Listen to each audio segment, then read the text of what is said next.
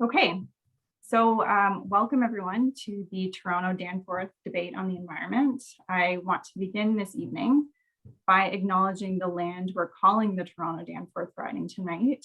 For thousands of years, this has been the traditional land of the Wendat, the Seneca, the Anishinaabe, the Haudenosaunee nations, and most recently, the Mississaugas of the Credit. This meeting place is still home to many Indigenous people from across Turtle Island, and I, whose parents came here from Ireland and settled, want to acknowledge how grateful I am to live and work on this land. But I also want to acknowledge that although these land acknowledgements are vital, they must be supported with a consideration of the responsibilities each carry to the land, the water, and to the First Nations peoples. And we're gathered here tonight because there's an election approaching and we're trying to make decisions on our future. A reminder to carry with us is that status First Nations peoples only uniformly got the right to vote here in 1960, which demonstrates that discrimination towards these communities is not something of the distant past. Land acknowledgements represent a small first step towards understanding and repairing the injustices faced by Indigenous people, upholding their rights and recognizing their leadership in sustaining the planet. This debate is part of the 100 Debates on the Environment Initiative, a national non-partisan movement coordinated by GreenPAC. And GreenPAC is a Canadian nonprofit environmental organization whose goal is to help recruit, elect, and support environmental leadership in Canadian politics across the political spectrum. All candidates from parties represented with seats in Parliament were invited tonight. The Conservative candidate, Michael Carey, will not be joining. If you heard of tonight's event through a social media advertisement, we have our sponsor, Vancity Investment Bank, to thank. So now I would like to introduce Vince Gasparo to say a few words.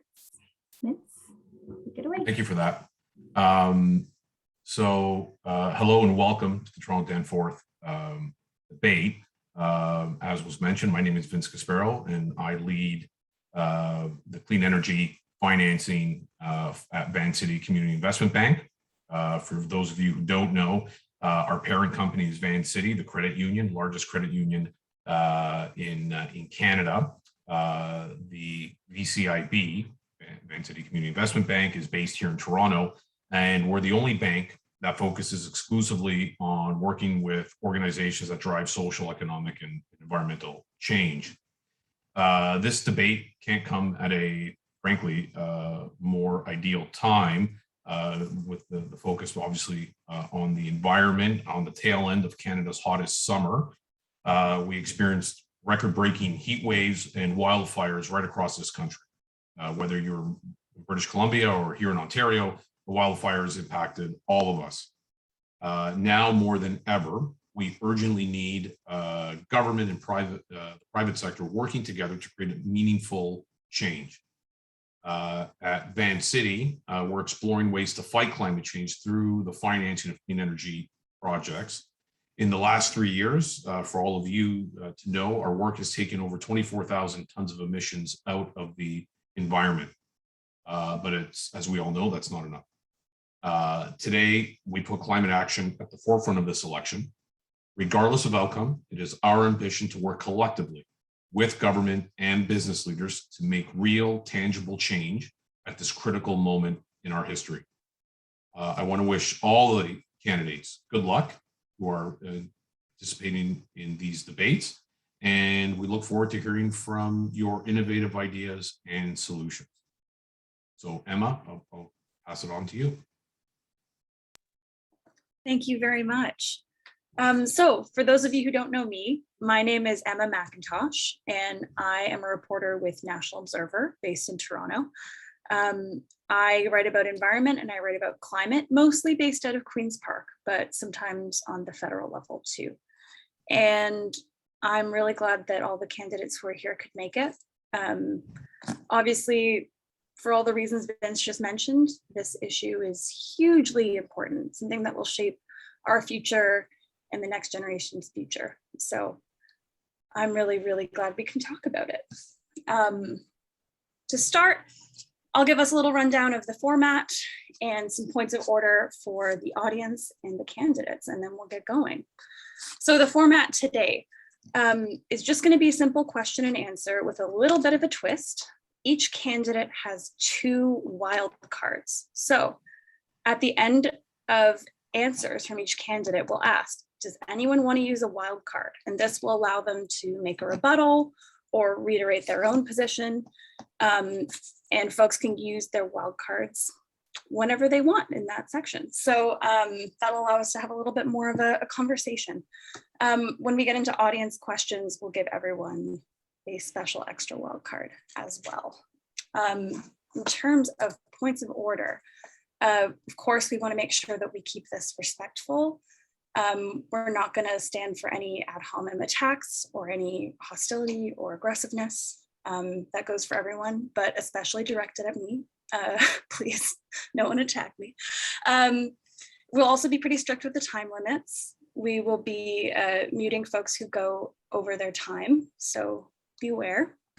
Also, if folks are bringing up things that are off topic, we will respectfully steer it back to the question at hand. So I think we're ready to dive in. I will be randomly selecting the order of candidates using a tool that I have up in another tab. So I will just randomly select the candidate's order to answer each question. So the first round, this is kind of a bit of a quicker round with just a couple of questions about general big picture environment and climate, especially the links between those things and COVID-19 and future pandemics.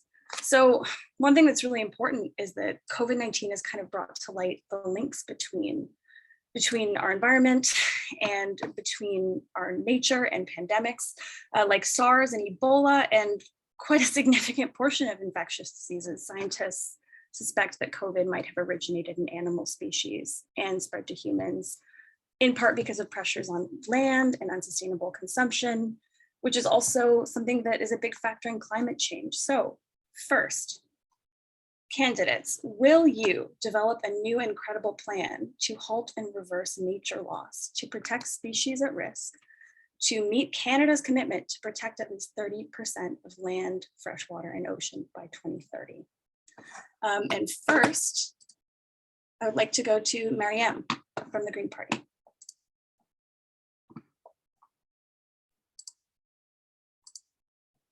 Oh, you're muted, I'm so sorry. Hi. So this is just a quick question. And yes, definitely the Green Party has a new incredible plan. We just released our platform and it is very thorough and has a lot of different ideas and ways that we are planning to halt and reverse nature loss and protect the species at risk. And we definitely will meet Canada's commitment to protect at least 30% of land and freshwater and ocean by 2030. And I guess we'll be going into more detail as we get into the other more in-depth questions. Okay, wonderful. Next is Julie from the Liberal Party. Thank you. At first, I actually like to talk about the animal welfare piece, because that's a part that's really close to my heart when you were talking about zoonotic transmission. I worked with World Animal Protection about that specific issue about banning the wildlife trade. And I'm really happy our platform actually includes a commitment to curb the wildlife trade, which is a good start. I personally want to see a complete ban because animal welfare and those types of issues are particularly important to me. I was endorsed by Animal Justice for my work on that issue, and that's something that I'll continue doing. But on specifically the protection of 30% of Canada's lands, freshwater, and oceans, we've made a lot of progress. We have that commitment to do it by 2030. I think we'll have more time to talk about that in more detail, but there are real strategies as far as, national urban parks and trying to put those pieces together all across our country. So I'm looking forward to talking about that more. Okay, thank you. And last but not least, to Claire from the NDP. Hi, yes, I'm Claire. Thank you all for being here. I use she, her pronouns. And yes, the NDP has a commitment to protecting 30% of our land, freshwater, and oceans by 2030. And we would do this by expanding urban national parks, restoring urban biodiversity, and ensuring that Species at Risk Act is enforced. And look, here in Toronto-Danforth, we have an amazing number of unique and diverse habitats like Tommy Thompson Park and of course the Don Valley. And I grew up riding my bike in the Don Valley, and I volunteered at the Bring Back the Don projects as a kid, and I take my children there. I also lived in Vancouver for a decade, and I know how important bringing back the wild Pacific salmon populations are to our fisheries and our Indigenous communities, because they have to be centered in all of our climate action. And we need to act now. We want to make sure that more species are safe from extinction. And that's why the NDP has a bold plan to enshrine the rights to a healthy environment in Canadian Environmental Bill of Rights, which I'd really like to see come forward. Awesome. Does anyone want to use a wild card? Okay, and I realized that I forgot something very important. I forgot to allow all of you to introduce yourselves in my eagerness to jump right in. So why don't we go ahead and give you each a minute to do that before we get back to the rigmarole. Maryem, do you want to go first and give us a minute introduction, who you are and what the Green idea is? Okay, well, as you heard, my name is Maryem Tollar. I'm a mother of 3. I'm a public school teacher, and I'm also a musician. And in the last few elections, I've been voting for the Green Party of Canada. I have voted NDP before, I have voted Liberal before, but I just felt that this is getting to be at a very crucial moment. And I felt the Green Party is the party that prioritizes the issues I think are the most important right now. And I was so inspired by Elizabeth May and how even when she was the only parliamentarian, she had a huge influence on the policies of all the other parties. And as a woman, a person of color, an artist, a teacher, and a mother, I will be a progressive voice to address issues that often go overlooked. And I want to help shape policies that focus on human aspects and prioritize protecting our planet. Great. Okay, next we'll go to Claire. Hi again. So this is such an important issue, and I'm so glad we're here talking about it tonight. I believe in fighting for you, and that's by putting everyday people at the center of climate policy. This means prioritizing Indigenous rights, the needs of workers, and addressing inequalities at home. And that's why I'm so excited about the NDP's comprehensive platform to address climate change. And here's what makes our plan unique.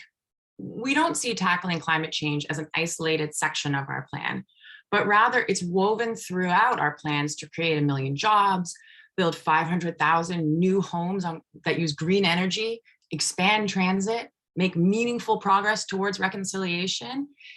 See, for me, the NDP has always been the ones who are fighting for us and fighting for the environment. We are the party that can be trusted to protect the environment and lead us out of a climate crisis. Thank you. Julie, let's go to you. Thank you. So I'm Julie Dabrusin. I'm a Liberal candidate and I've been the MP here since 2015. On parle aujourd'hui en anglais, mais je suis contente toujours à parler en français aussi si on a des francophones qui préfèrent demander des questions en français. When I think back to 2015 when I ran, one of the really big important issues for me was getting a federal government that cared and was involved in issues supporting our city, but also taking action on climate change. Back in 2015, the Conservatives didn't believe that climate change was a thing. There was no plan to move forward on tackling climate change. And so we had a really big ship to turn around. And since that time, we've taken action that's having a real impact. So for example, we have a price on pollution. We had to fight 3 provinces all the way to the Supreme Court of Canada to be able to make sure that that would be upheld. And we did it. And now we have that price on pollution. We've legislated net zero by 2050, and we have an expert advisory body that's supporting that and giving us advice. Personally, I've been working a lot on the Canada Environmental Protection Act and modernizing that, and on single-use plastics and banning them, and on an active transportation fund, because I know that all of those pieces are so important to our community, but they're also important to our country as we tackle climate change. So I'm looking forward to continuing to work on it. I'm really happy GreenPAC's having this debate so that we can all have a chance to talk about it in more detail. Great, thank you for all of that. Are we now ready to jump back into the questions now that everyone knows who you are? Thank you. Okay, great. So our next question is about carbon emissions, kind of the big focal point often when we talk about climate. Will you commit to require all sectors to reduce carbon emissions by 60% by 2030 and to make that law? So we will do the randomizer again. And first up this time is Julie. Let me jump right back in there. So we are on track to reduce emissions by 36% by 2030. I mentioned big ship to turn around, and that is a huge gain. Our commitment now that our government made back earlier this year is to increase this reduction to 40 to 45%. And my job as the MP for this community is to push our government to go faster and harder on its commitments. And that is always what I do. We do have legislation to reach net zero by 2050. Like I mentioned, we have an expert advisory body, which includes one of the writers of the IPCC reports, which guides us so that we're guided by experts in science. All new vehicles sold by 2035 will be zero emission vehicles. And in fact, in the platform, we say that it will be 50% by 2030. We've capped oil and gas emissions, and there's no other party that has a credible plan on this. Our plan has been endorsed by experts, including a UVic professor with expertise in climate modeling, and the former leader of the BC Green Party.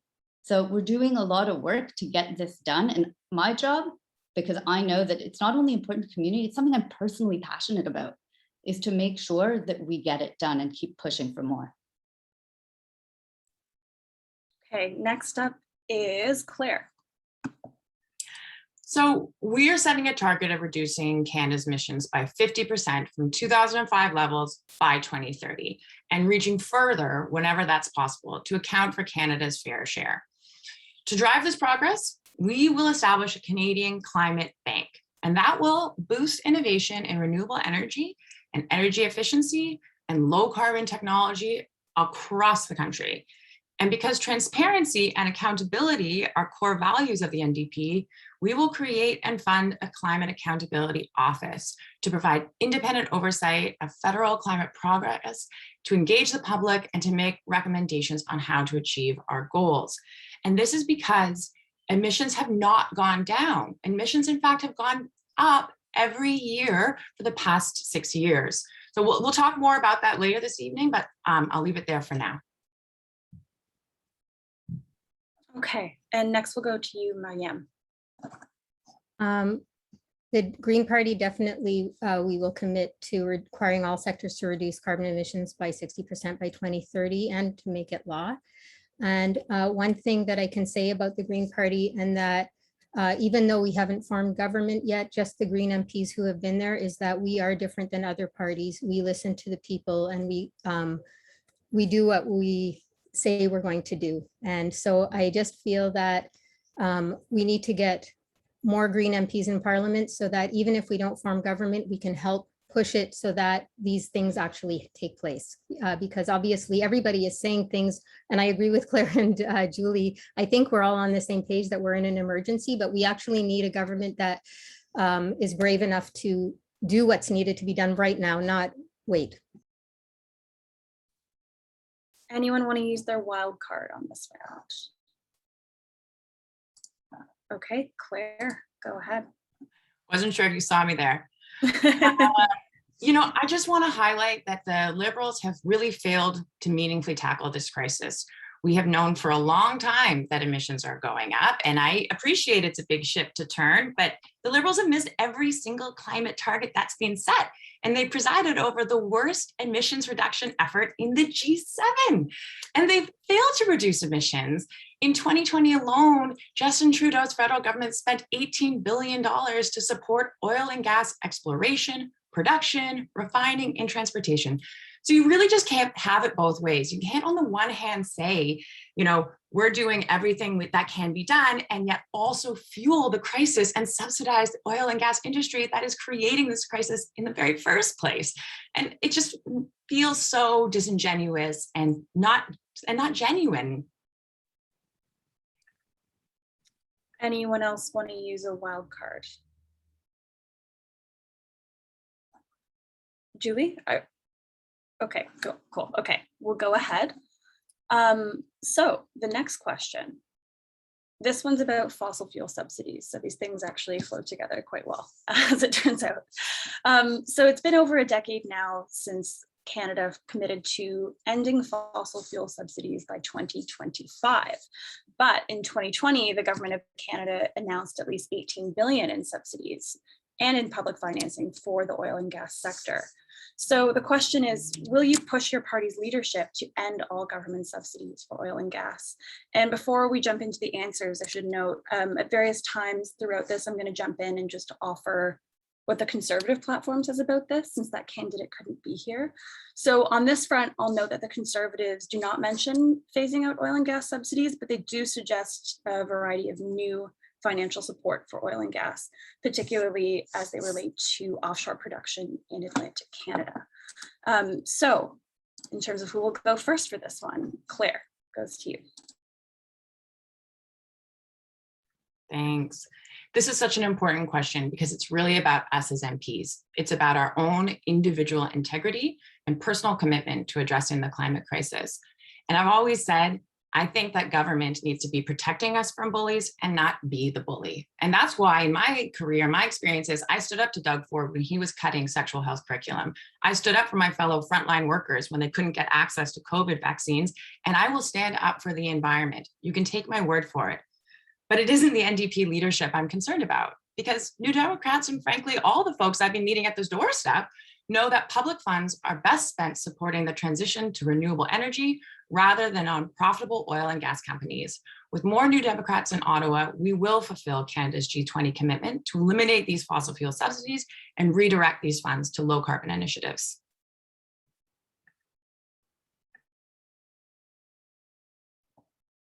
Julie, you're up next. Thank you. So the answer is yes. I believe strongly that we must move away from fossil fuel subsidies. We'd previously committed to removing them by 2025. And in fact, we've moved this forward to 2023. And we have begun to phase out fossil fuel subsidies. And the plan is that we will eliminate all subsidies that increase fossil fuel production. And I think that's a really important part here is we need to clarify what is a fossil fuel subsidy, because there's a fair bit of conversation about that. In 2020, when we were in the middle of the pandemic, we talk about a just transition. We talk about supporting workers. Well, during the pandemic, there were a lot of workers in Alberta, in oil producing provinces that needed help. And one of the programs that we put into place, which did cost a lot of money, was cleaning up abandoned oil wells. That put workers in place, and it's being called a fossil fuel subsidy, but that put workers who have those skills in place to actually help to clean up the mess that had been created by companies that had abandoned these oil wells and was actually creating a danger to nature.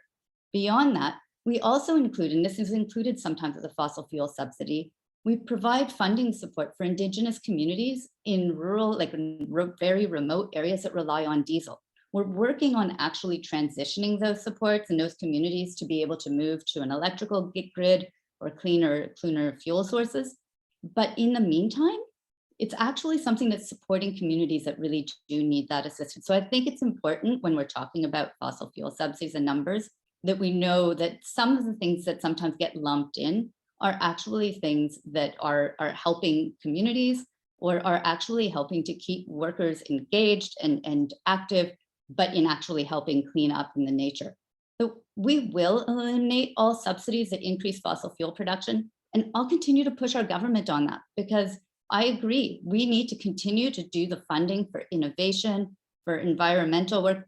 And that's what we're doing. We actually have the largest, most historic, largest investment in nature conservancy ever. Those are the types of things that we're doing. Sorry, Julie, we have to cut you off there. Thank you. Next, we go to you, Maryem. Well, luckily I'm with a party that I don't actually have to push my leaders to do that. We have all spoken very loud and proud that we would end all government subsidies for fossil fuels. And I just want to say, I think that the Liberals may have done a lot of good things, but they also bought a pipeline for billions of dollars. We would stop the also Trans Mountain expansion. I know that myself and several other candidates have taken the Stand Earth Pledge. And we just, yeah, I don't have to push them because all of us feel very strongly about it. We should not be subsidizing fossil fuels. We would be investing in a just transition. We would definitely, we have plans to help the workers who are in that field. And we would invest in renewable energy and in other things across the spectrum to get off the fossil fuels and get on to more sustainable ways of living. Thank you. Anyone want to use a wild card on that one? Okay, we're good to move on to the next question. So something that's very twin, I think, to the climate crisis is the biodiversity crisis.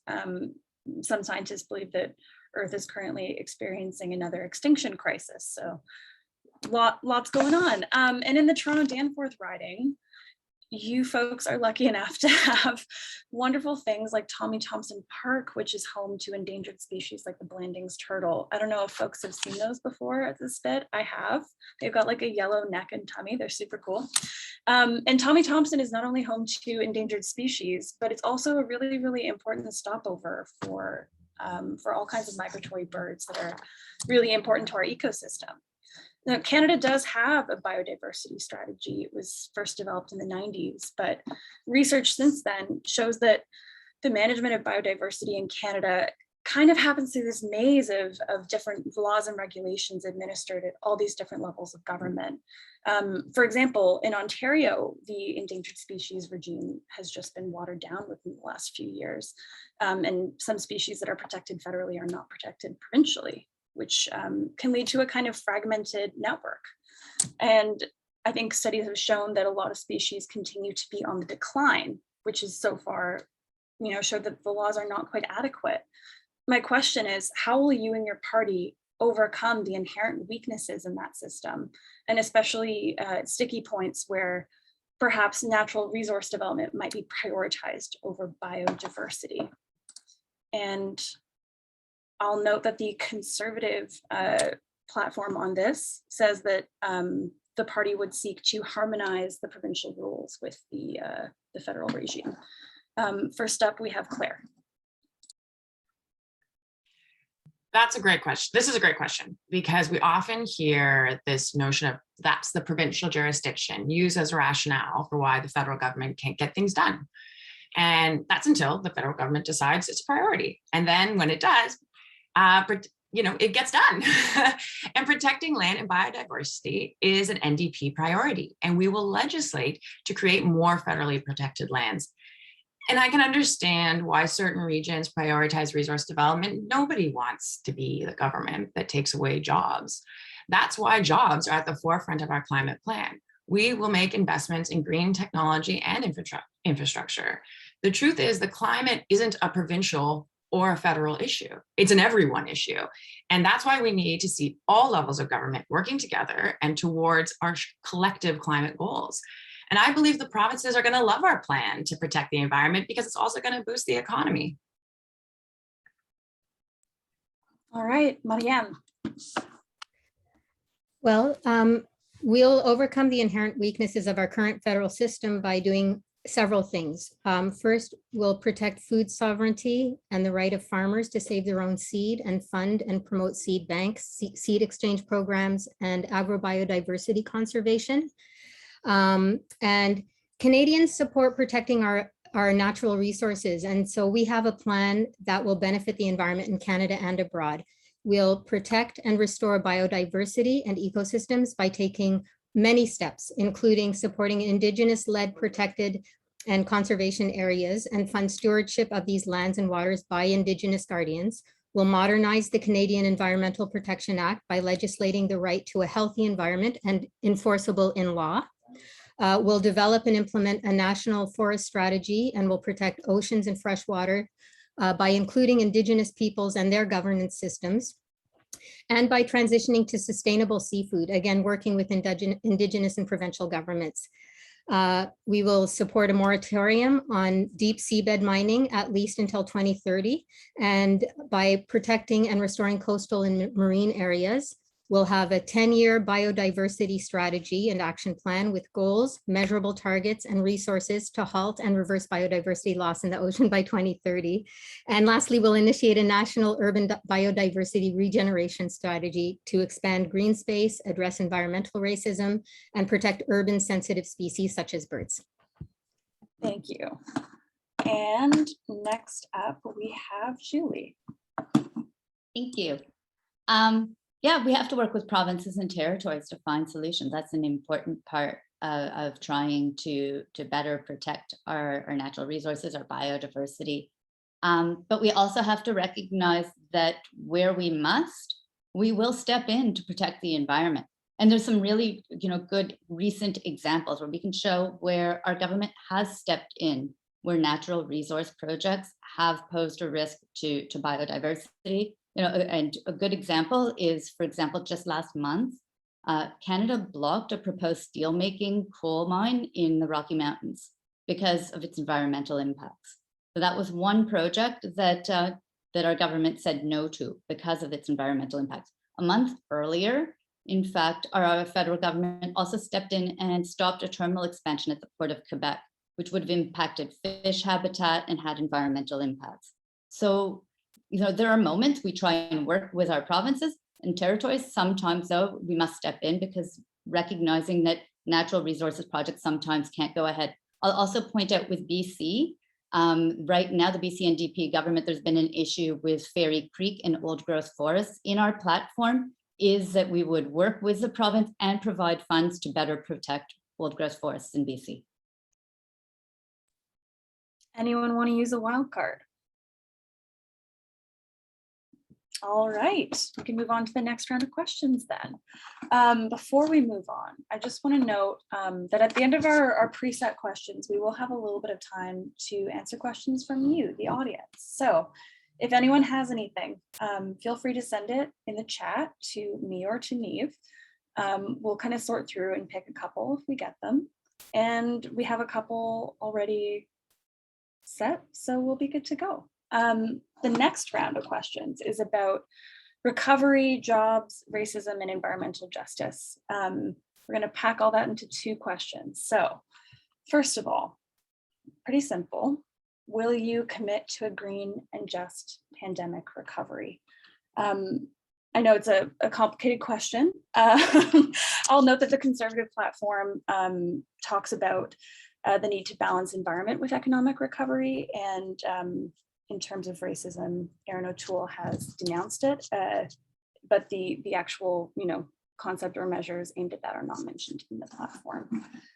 So first up, we have Julie. Thank you. So let me just start with yes, absolutely. And one of the things that I have worked on directly is the modernization of the Canada Environmental Protection Act, which includes a right to a healthy environment. I know we'll go into more details, but that's something that I fought very hard to have included in that legislation. And these, I'll call it SEPA to be shorter, includes looking at the impact of chemicals and toxins on vulnerable people. So really important legislation that was put forward specifically to create extra protections. And I'm really, really, excited that that was able to be tabled, and I'd look forward to pushing that through. As far as just transition, in the last parliament, we actually had a just transition plan that we put together for people working in coal-fired electricity so that we could work with unions, workers, and the industry to create new jobs for a just transition for those people working in coal-fired electricity, because we know we have to move away from that for our electrical grid. We're also committed to a just transition for the oil and gas industry. Many of the investments that we're doing right now are to create new green jobs, and that's what we'll need to keep doing. Okay, next we can go to Maryem.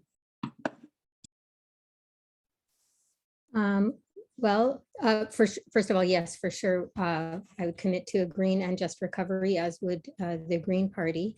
And during this pandemic, we have really seen a lot of people fall through the cracks. And even though our party, our #1 issue is on the climate crisis, we also encompass all of the other issues, but through that lens.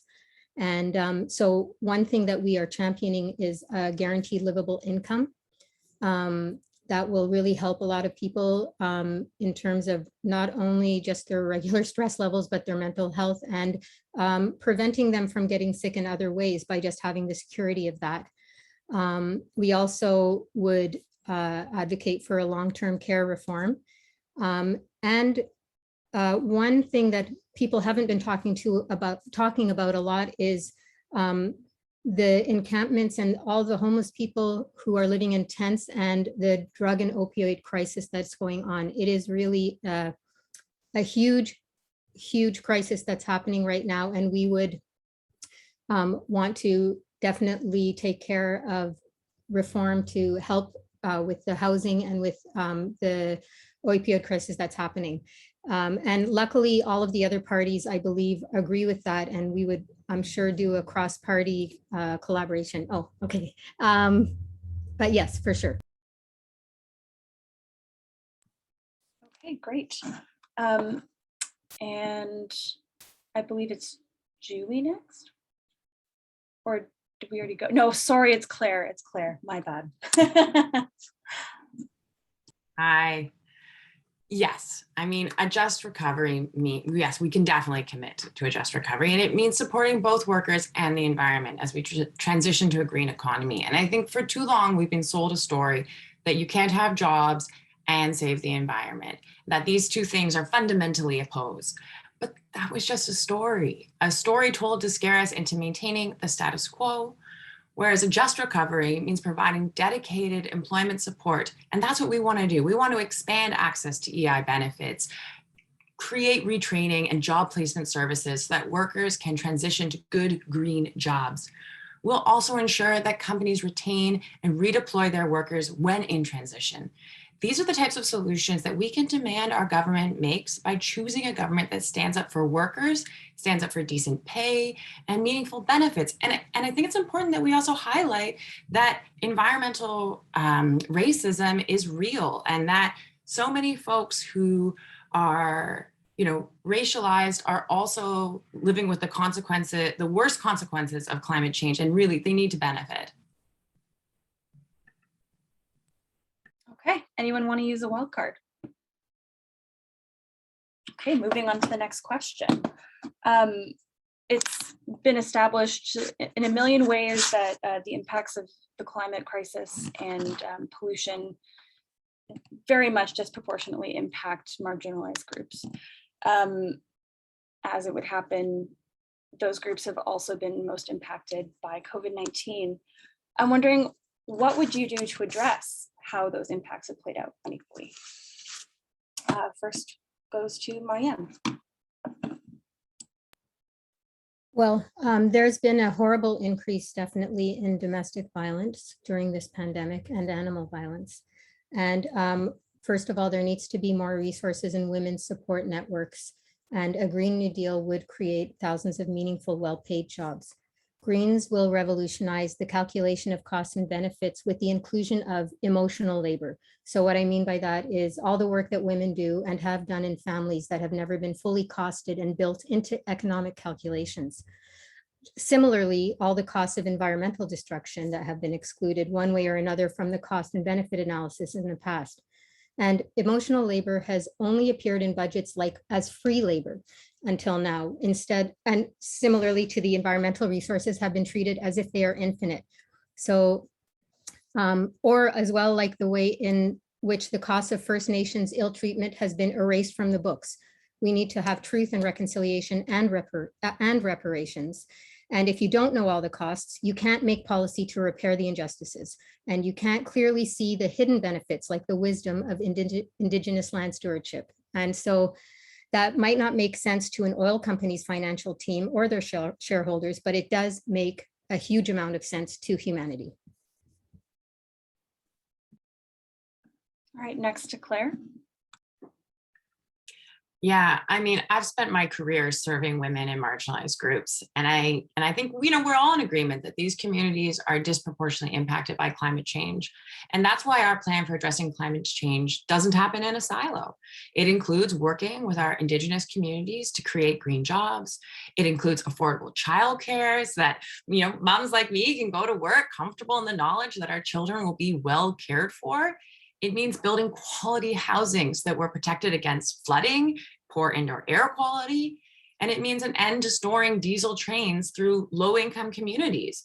If we don't manage a transition to the green economy correctly, then these groups will not only have suffered from our inaction on climate change, but they will also be excluded from the new economy that we're growing. All right, Julie. Thank you.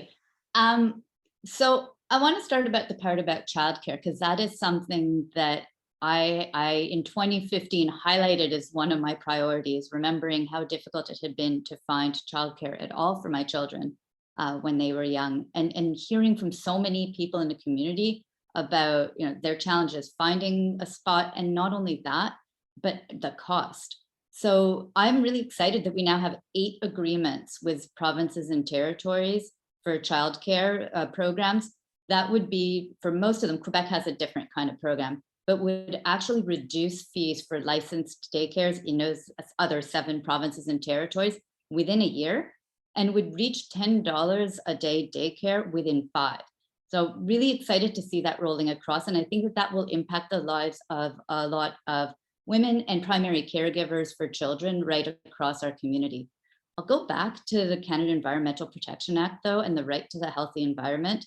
It also included a piece about recognizing the differential impact of chemicals and toxins on vulnerable people. That was in the legislation, a legislated obligation to look at it. In our platform, we actually are committed to requiring our Minister of Environment and Climate Change to examine the link between race, socioeconomic status, and exposure to environmental risk, and to develop a strategy to address environmental justice.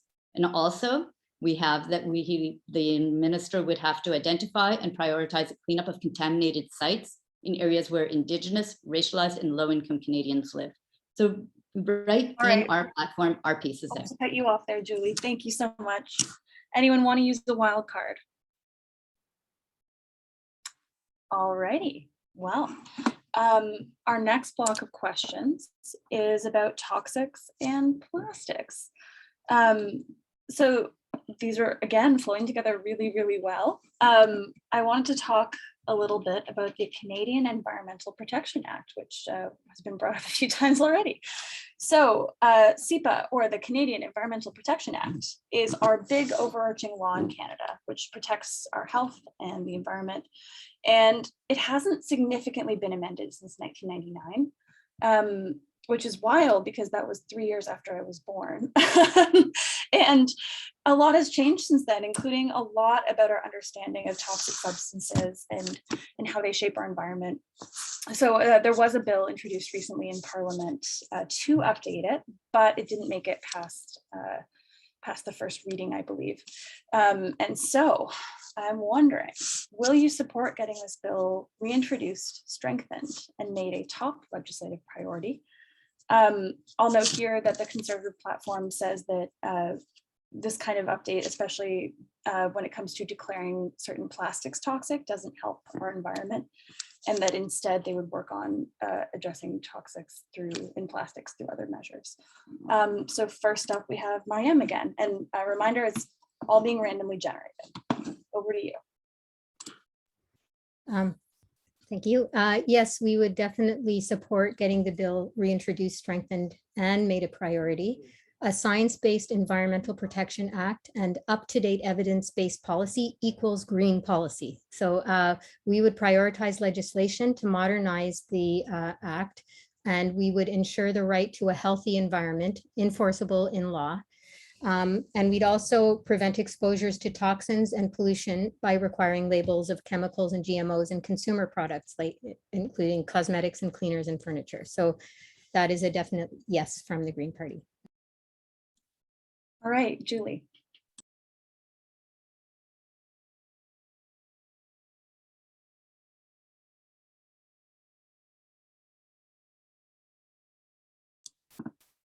Julie, you can go ahead and unmute yourself. I'm sorry, I was actually frozen, I think, for a second there, so I'm really sorry. No problem. Zoom problems, right? Yeah, so on Canada Environmental Protection Act, well, I've mentioned it a few times because this one's close to my heart. And in fact, it's almost 5 years ago that I hosted a town hall here in our community with environmental defense, eco-justice, and the David Suzuki Foundation on the need to modernize the Canada Environmental Protection Act. And over the years, I've worked directly with the David Suzuki Foundation to have a right to a healthy environment included in this modernization. So I'm really glad that we were able to do that, and it was included in tabled legislation. I'm also really happy from an animal welfare piece that we included in the modernized SEPA that we tabled, ending toxicity testing on animals. So we need to get this bill passed.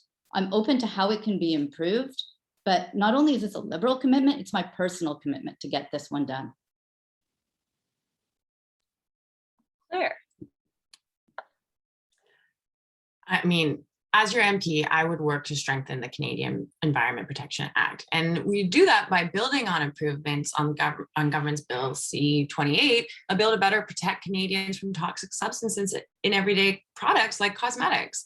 And we will also strengthen the federal environmental impact assessment process for any new coal mines or mine expansion projects, because we know how toxic and dangerous those can be. We all know that taking action to protect our environment will also support people's health.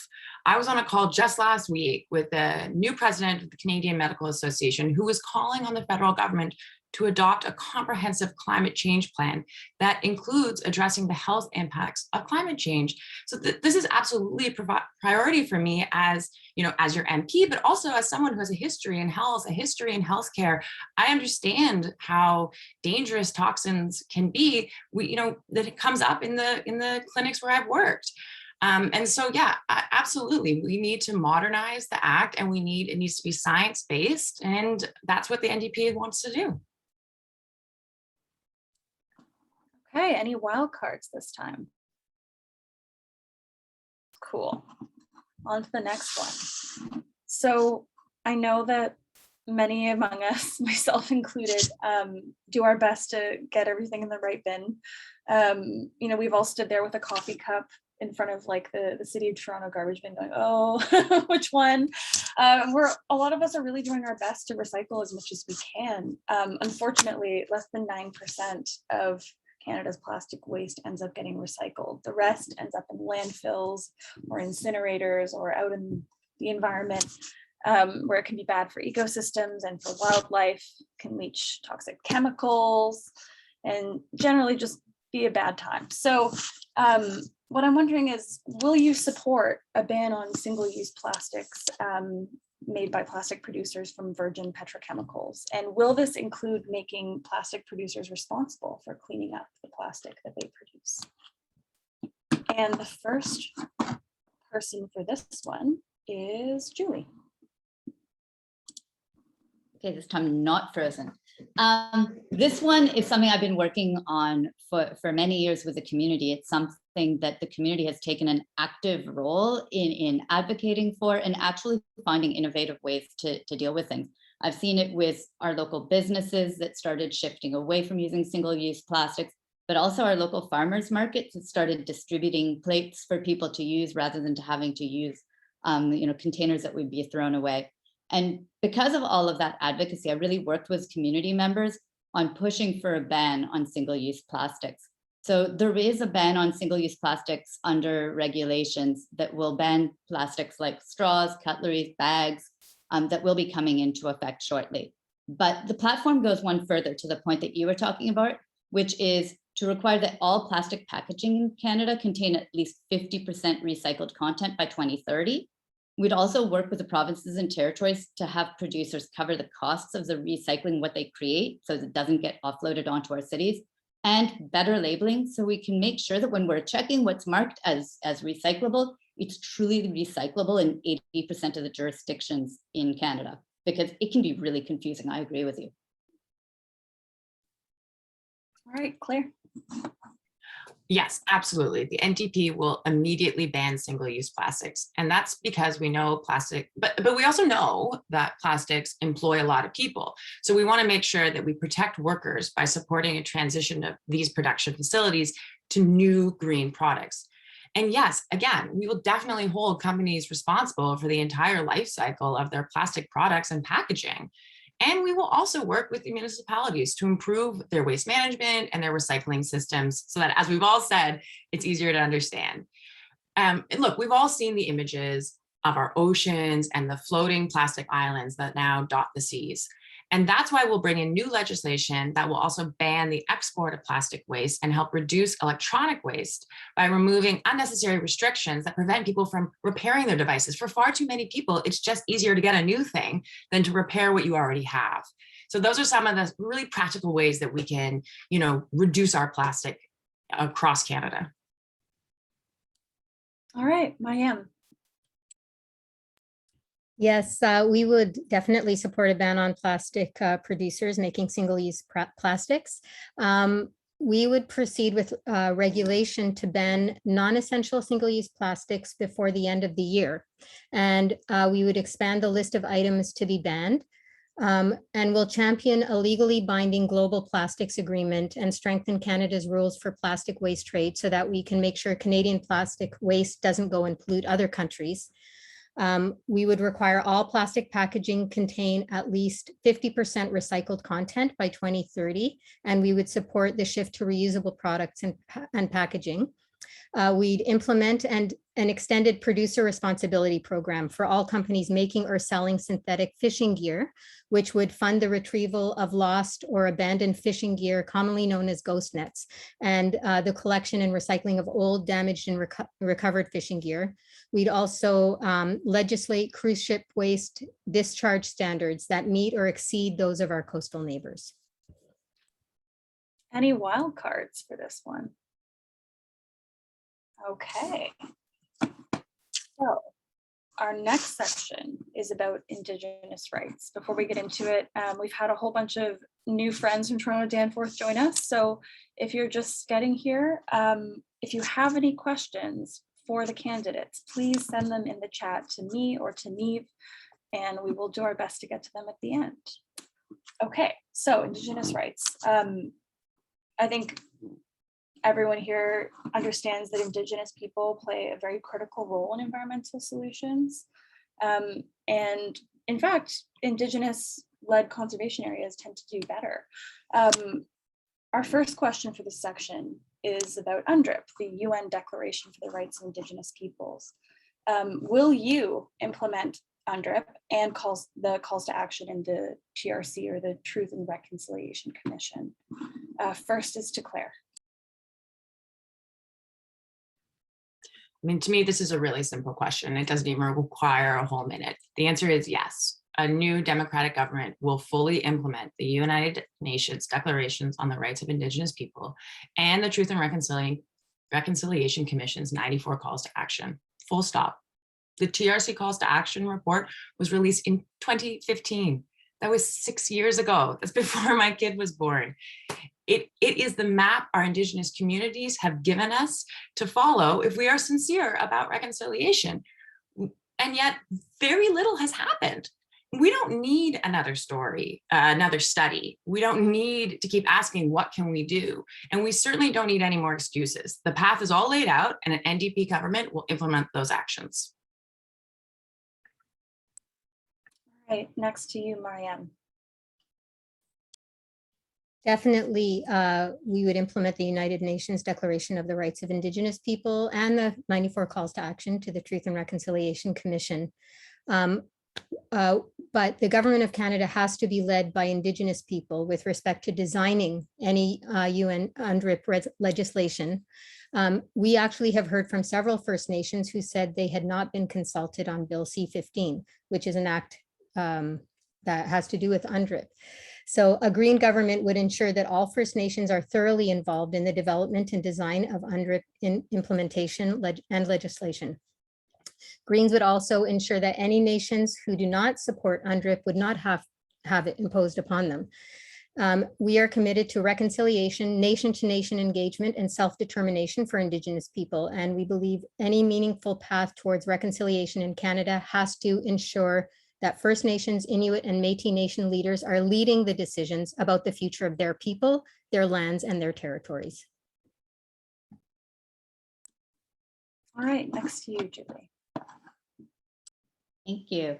So yes, we passed a law on UNDRIP in the last parliament that just ended, and I'm committed to seeing it implemented.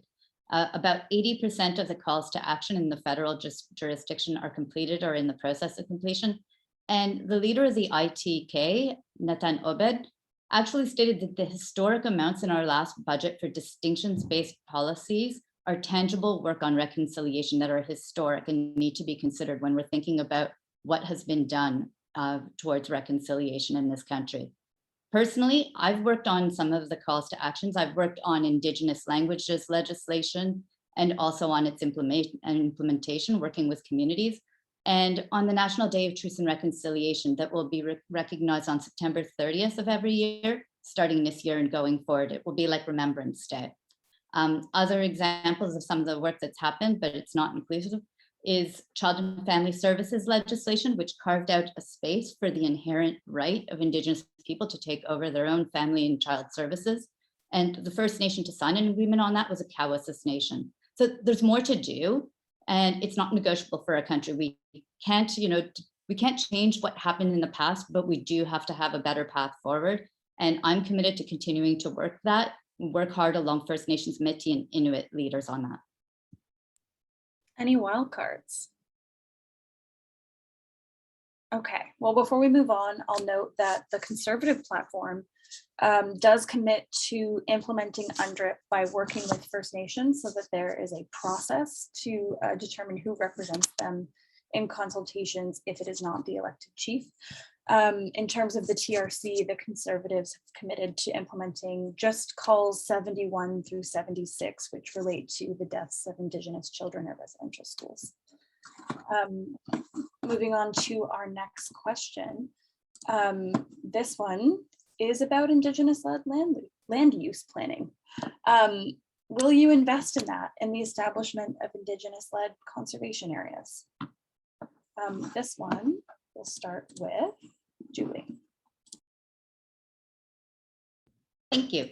So yes, in fact, there was funding in our last budget for Indigenous Guardians initiatives and for Indigenous protected and conserved areas.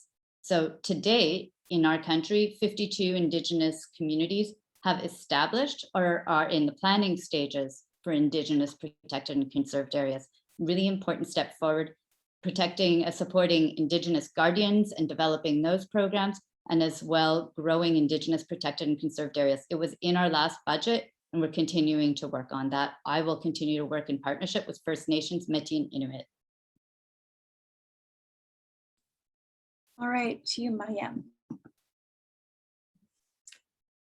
So absolutely, we would invest in Indigenous-led and led land use planning and the establishment of Indigenous protected and conserved areas. Finding ways to have First Nations, Inuit, and Métis educate the rest of Canada about land and resource stewardship is essential. The Green Party looks both ways. We look forward to the future, to a creative and highly adaptable, high-tech research and development-based economy, and backwards to Indigenous stewardship and wisdom. And together, new ways and old ways can make Canada stronger. And Claire. Absolutely. Indigenous people are best placed to protect their cultural and biological diversity through control over their own territory. We are committed to working with Indigenous governments, respecting Indigenous knowledge, and upholding Indigenous rights to protect lands, waterways, and biodiversity. And this means making First Nation, Inuit, and Métis people full and equal partners in Canada's effort to build a low-carbon future, including encouraging energy sustainability in remote communities and equal opportunities for renewable energy projects. It also means ensuring Indigenous people, as the original peoples and stewards of their territories, have a seat at the highest level decision-making tables to help direct Canada's effort to confront the climate crisis. Any wild cards? Okay, Claire. I mean, I just feel like the Liberal claims around their commitments to Indigenous communities are just so empty. All the Liberals do is keep making promises and not keeping them. I don't understand how an Indigenous person today watching can believe the commitments they're hearing. The Liberals promised to respect Indigenous land, and you put a pipeline through it. You promised clean water, and you didn't deliver.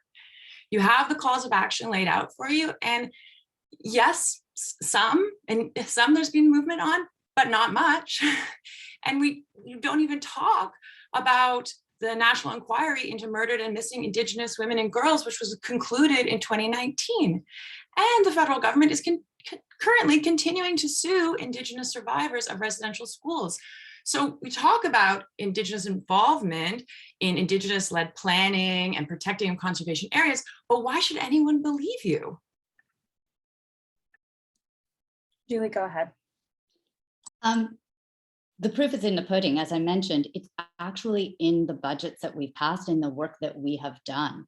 So when I mentioned specifically about Indigenous protected conserved areas, sorry, harder to say, 52 Indigenous communities have established them or are in the process and planning stages to put them into effect. That's not something I've just made up, that's actually what's happening. But let's talk long-term boil water advisories, because I get a lot of questions about that. And I do agree, everyone has a right to clean water. When we took government in 2015, there were 105 long-term boil water advisories. We have now resolved 109 long-term boil water advisories.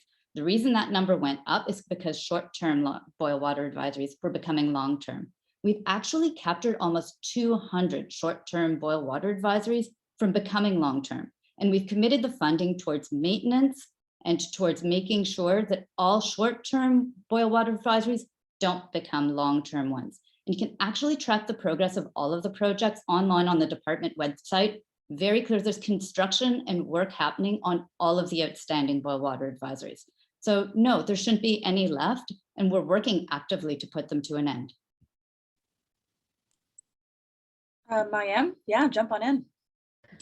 I guess my question is, why are we having an election then? If we're all in agreement, why couldn't the Liberals just work with the other parties to get these things done now, instead of spending all this money, wasting all our time? And nobody's in the mood for an election right now. We are right on the verge of our last block of questions. So, and that was, I think, pretty much directed at Julie. So Julie, if you want to go ahead and answer that one, you're welcome to. Sure. Oh, thank you very much for that. You know, we actually worked really well together as a minority government for the first year of the pandemic. It actually worked quite well. And we saw that with the programs that were coming out. But I have to say that the last few months of the parliament that just ended were rough, and things were passing very slowly and deliberately slowly so that, you know, people could turn around and say things weren't happening. And so we need dance partners. It's not just about us. We need dance partners to be able to pass legislation and make things happen. My best example is the budget. It was passed only after several months, really basically weeks before programs were ending. I had small businesses calling me, asking me if they would have a wage subsidy or a rent subsidy as of July 1st. And I had to tell them only 2 weeks before that, you might have that when the budget passes, or you might have an election. So it wasn't working very well. And I think that it's important that we have a mandate from people as to how we're going to work forward together, because there are a lot of important decisions that need to be made right now about how we rebuild. Okay, thanks for the lively discussion, folks.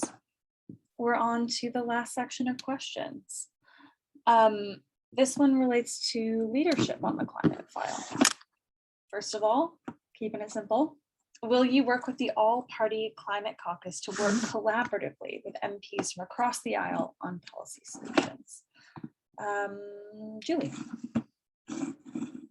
I am a member of the all-party climate change caucus. So yes, and it's great. It's great to be able to get together with other members from other parties. And that's honestly, like sometimes what we see is all of the debate that happens in the House of Commons, but a lot of the most important conversations are in those all-party caucuses. So I'm actually also a member of the All-Party Animal Welfare Caucus. I'm a member of the All-Party Anti-Poverty Caucus. And my favorite one is I'm the only urban member of the All-Party Agricultural Caucus, because I feel like agriculture has a really important role when we're talking about climate change. And I think it's important that we listen to each other, urban and rural, about how we respond to those issues. So really love those conversations that we have in all of those all-party caucuses, and look forward to being back in person again to have those meetings. How about you, Claire? I mean, absolutely. Anytime folks from a different party, a different perspective, in my personal life, from a different, area of work, want to get together and hash out an issue and figure out ways we can work together, I'm all for it. And we absolutely can't waver on our emission targets, but I do believe that the more folks you get around the table that share the same goals, the better the approaches will be to what you come up with. And, I've seen that in my career.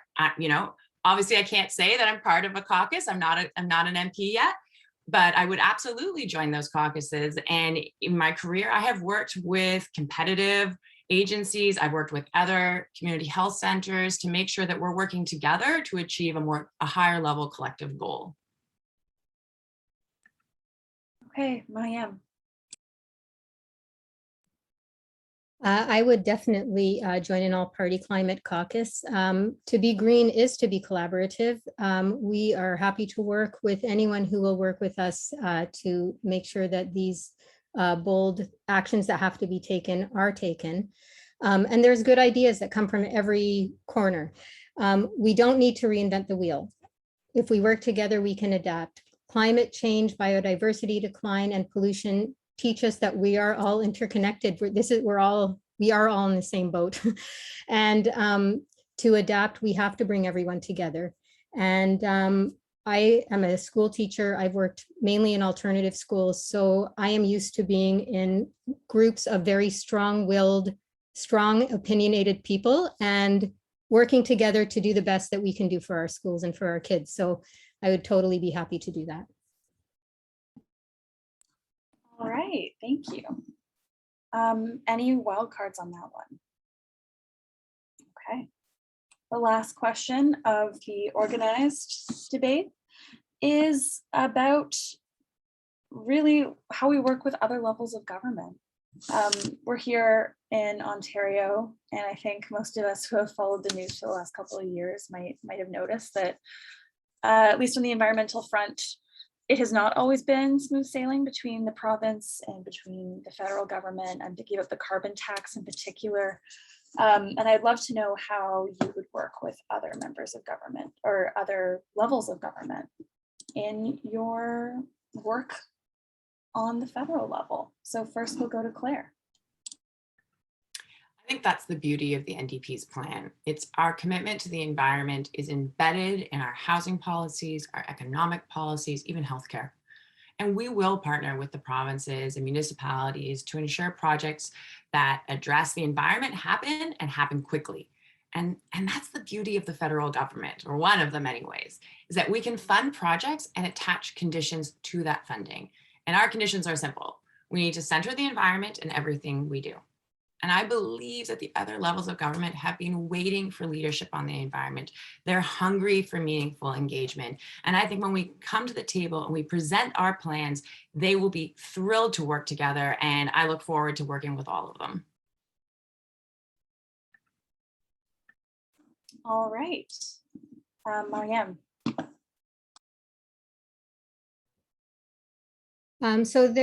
Although different things fall under those different jurisdictions, the federal government can do a lot of things to help.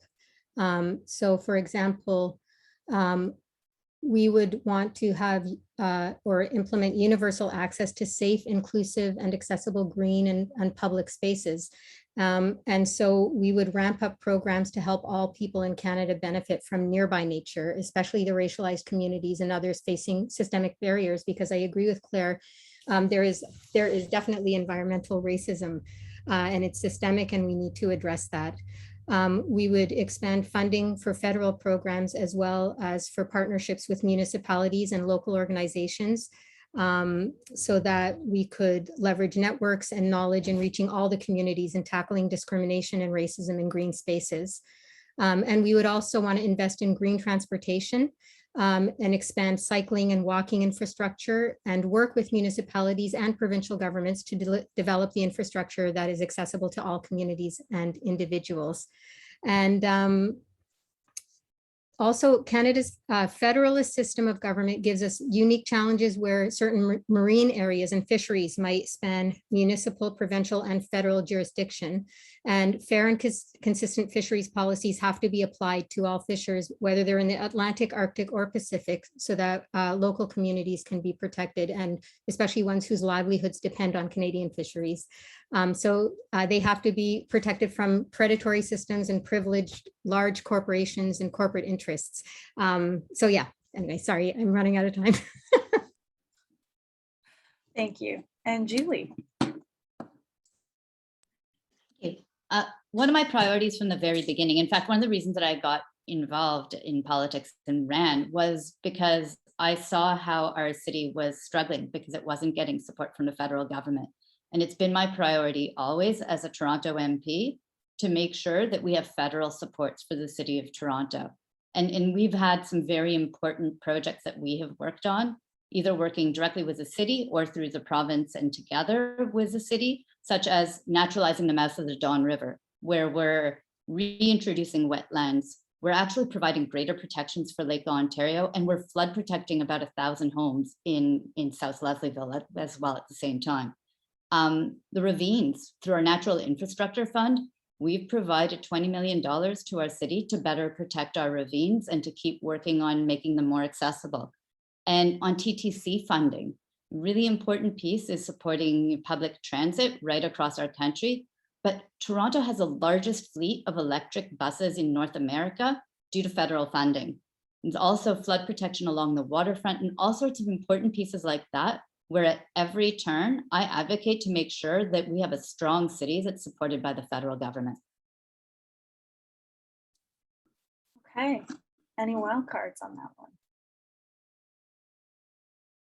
I think you're out of wild cards. I think I'm out. But we will replenish your supply of wild cards for the questions from the audience, which we're going to now move into. So thank you for everyone who sent them in. We have a really healthy number of questions. So this is great. Perhaps to start, I'll go with one from Adam. So reminder for the candidates, you can each have one more wild card, and we'll just keep on going until we run out or we run out of time. We'll see what happens. So Adam says he's concerned about successive governments that have promised long-term targets and failing to actually put us on track for our climate commitments. And so his question is, what major climate action will your government enact within the next 2 to 4 year mandate that we are electing you for to get on track towards zero emissions by 2050? Bonus is if you can talk about how you would specifically put our largest emitting sector, oil and gas, on track to net zero right away. And really looking for like a first 100 days style commitment. What are you going to do quickly? So first up, I'll throw to Maryem. Well, for one, cancel Trans Mountain expansion and stop subsidizing the fossil fuels. We would do that right away. And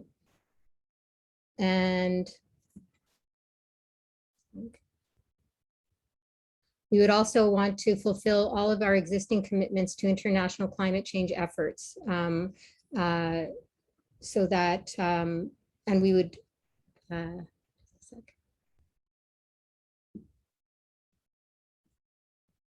just gonna need a second here.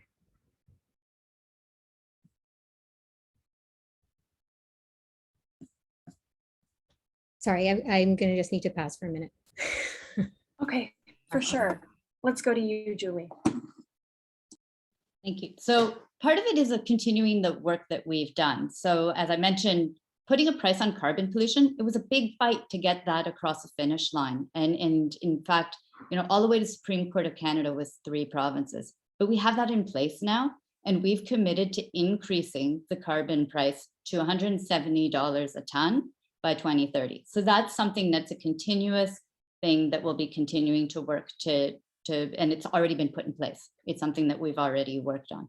We'll be ending fossil fuel subsidies, but also when we look at the work that we've done, we've already put in place net zero legislation, and the scientific and economist advisory body includes union leaders to be able to give us the advice about what each next step has to be. It's a whole of government approach. And I've actually already seen it having an impact after we pass that legislation, because originally all new cars being sold would have to be zero emission by 2040. After we pass that legislation, it moved to 2035. So already you can see how all of the departments have started to turn their minds exactly to how we will continue to do that progress. And that's exactly what we have to do, is to continue to make sure all departments work on a whole of government approach. There are many different pieces to it, but they all have to fit together. And that's why our plan, it's detailed. There are a lot of little programs that come together, but it has been endorsed by a climate change modeler who worked on IPCC reports. It's been endorsed by the former leader of the BC Greens as the most effective and comprehensive plan. Thank you very much. And to you, Claire. One thing I keep telling and I keep hearing from people on the doorstep is that they're actually kind of sick of doing the same thing for 6 years without any good results. The greenhouse gas emissions are going up. They've gone up every single year. And so the first things that we would do is stop buying pipelines, stop the emission subsidies for the oil and gas. That's what we need to do. We need to be bold. We need a government that is willing to stand up to the oil and gas company and not stop giving them handouts, and instead invest in regular people.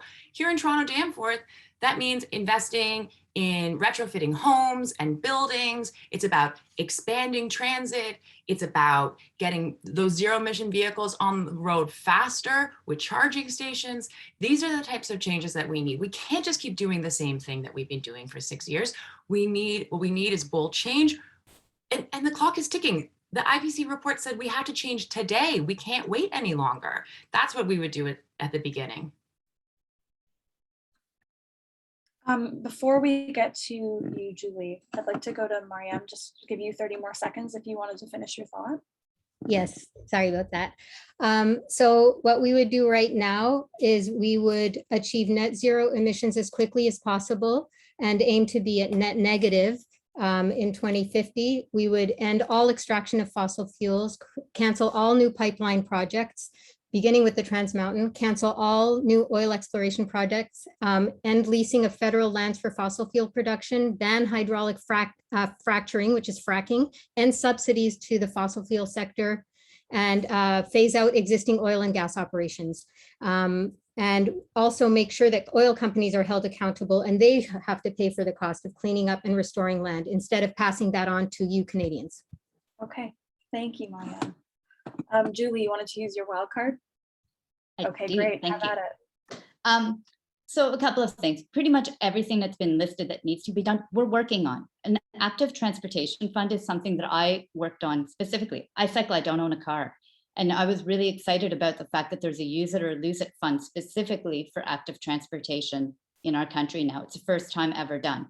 But on the pipeline specifically, I'm not a big fan myself, but it's a mode of transportation. Just getting rid of a pipeline doesn't actually solve the problem about emissions. What we need to do is move away from fossil fuels. And that's what I've been committed to all along the way. I'll point out the NDP hasn't committed to axing Trans Mountain. So as far as looking at, what the pipeline is, it's a mode of transportation. I voted against it. I'm not a big fan, but I'm keeping my eye on the ball about what we really need to do to get to zero emissions. And that is transitioning away from fossil fuels. Okay, everyone's hands are up. I saw Maryem first, so we'll go to you and then we'll go to Claire. Again, if these are things that you're already doing and there are so many people in agreement about it, I still go back to why are we having an election then? Why didn't everybody just work together to get these things done now instead of having an election and now everything's up in the air and it just depends on who gets elected? All right, Claire?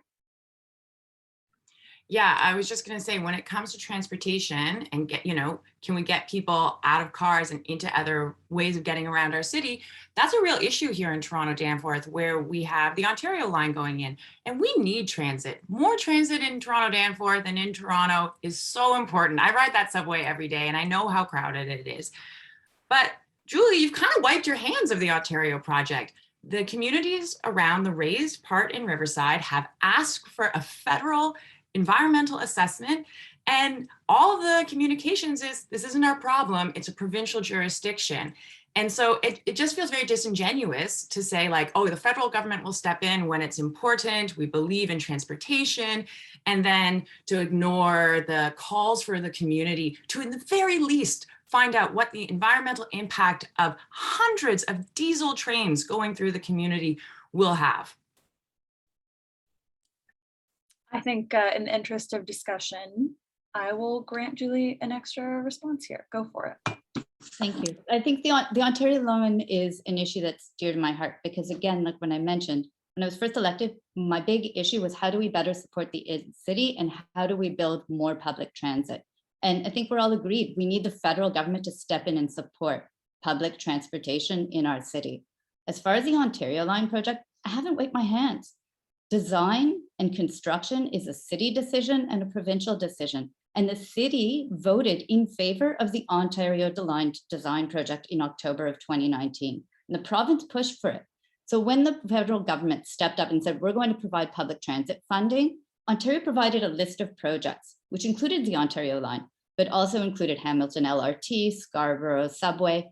And we agreed to provide that funding. But what I did to support this community and to advocate to make sure our voices were heard was to create conditions. And that's historic. It's never been done. We attached preconditions to that funding to make sure that there are consultation, environmental, and anti-racism strategies that are built in to actually support our community in the funding for this public transit. I want to move on from this one, but I would like to give everyone an extra wild card because I'm loving the discussion personally. So we'll move on to our next question from Robin, who is asking about climate resilience. Obviously, reducing emissions as quickly as possible is very key, Robin says, but we've already baked in a certain amount of warming because we haven't moved quickly enough. And we're already seeing the results of that. For instance, in Toronto this summer, it was smoky from wildfire smoke in Northwestern Ontario. We're seeing that in heat waves and in floods. And Robin would like to know how the candidates would propose to tackle adapting to the changes that we're already experiencing. For this one, I will go to Claire first. Well, I mean, it's such an important issue because the ship had, because of inaction for 6 years and because of rising emissions, we're kind of stuck in a situation where even if we change today, even if we follow through on all of these commitments, there's still a certain amount of warming that we are just going to have to live with, and extreme weather is definitely one of them. Absolutely true that flooding is a major issue here in Toronto-Danforth and across the city. As someone who works in healthcare, I understand that flooding isn't just like an infrastructure problem that damages homes, but it also results in flooding of basements where mold grows, where low-income folks typically or more often are renting apartments and are then having to live with the consequences of breathing moldy air. And so this becomes a social justice issue as well, not just a climate issue. And that's why the NDP has a plan to create an emergency fund so that municipalities can respond in crisis situations and support people through them. All right, over to you, Julie. Yeah, flooding is particularly a concern right here in Toronto-Danforth. And as I mentioned, the Don River project, which is the federal, provincial, and municipal government actually working together and working together quite well through Waterfront Toronto. We're naturalizing the mouth of the Don River, and that project alone will flood protect about 1,000 homes in South Leslieville. It also will actually create new parklands and wetlands in our portlands right now by renaturalizing that land. But there are projects like that. We've actually also supported the city with better support for flooding along the waterfront, how it impacts the Toronto Islands, for example, as well. And working to make sure, for me personally, I want to better protect our ravines. So I'm looking at what are the different ways that we can support Toronto ravines and make sure that they can continue to work to moderate our temperatures and that we don't allow undue impact from all the tiny little projects that get proposed to be happening in the ravines right now. Okay, thank you. And Maryem. So the Green Party recognizes that a lot of people turn to municipalities for a lot of these issues, but the municipalities don't get a lot of tax revenue and have to go begging to the province or to the federal government. So we would support a disaster mitigation and adaptation fund because climate change, as we've all witnessed, is here. Municipalities need to adapt to limit its impact on our communities. So the Greens support the Federation of Canadian Municipalities' request for rapidly scaled up funding through the Disaster Mitigation and Adaptation Fund to support climate resilience projects critically needed to avoid the worst impacts of climate change. And that includes wildfire mitigation activities, rehabilitation of storm water systems, and restoration of wetlands, shorelines, and other natural infrastructure. Great. Any wild cards? Okay. Our next question is from Boyd. On July 15th, 2021, the municipal government of the City of Toronto, including the City Councillor for Toronto-Danforth, endorsed the Fossil Fuel Non-Proliferation Treaty. So to quote the Toronto Star, the council agreed to join others calling on Ottawa to negotiate a global treaty that would end new fossil fuel exploration and expansion, phase out existing production in line with the global commitment to limit warming to 1.5 degrees Celsius, and accelerate equitable transition. Will you also endorse this treaty? First, we'll go to Maryem. Can you repeat that? Like just the thing that I'm endorsing? Yeah, the quote from the Toronto Star is that it is a global treaty that would end new fossil fuel exploration and expansion, phase out existing production in line with the global commitment to limit warming to 1.5 degrees Celsius, and accelerate equitable transition. Absolutely, I would endorse that. Next to you, Julie. Thank you. Look, we've been working with our international partners on how do we support one another, including countries with lower incomes, to deal with climate change and to deal with the differential impacts in different communities about climate change. One of the pieces I think is most important that I've seen as far as a leadership role is on the moving away from coal-fired electricity right around the world. We actually started an alliance to support that and to actually support countries with lower incomes to help move in that way. But yeah, we're committed to reducing demand for fossil fuels across the world and particularly in our country as a starting point. But absolutely, we need to move away from fossil fuels. It's clearly part of what we need to do to address climate change. And Claire, I saw you give a thumbs up at some point. Yeah, I mean, I think it's pretty simple. I think that is something that I would wholeheartedly endorse. And, you know, it begins with stopping subsidies to our oil and gas sector. And the NDP is very committed to that. We want to do it on day one. All right, any wild cards? Okay, cool. Before we move on to the next one, I have received a few questions that aren't about the environment. So I'm going to try to keep it pretty focused on the environmental ones, since this is what this debate is supposed to be about. If we have time, we'll see if we can circle back. And I've also had a few questions that are for one specific candidate or two specific candidates. And just so you know, I'm not ignoring you. I just want to make sure that we loop in everyone as much as we can. So again, we'll get to those at the end if we have time.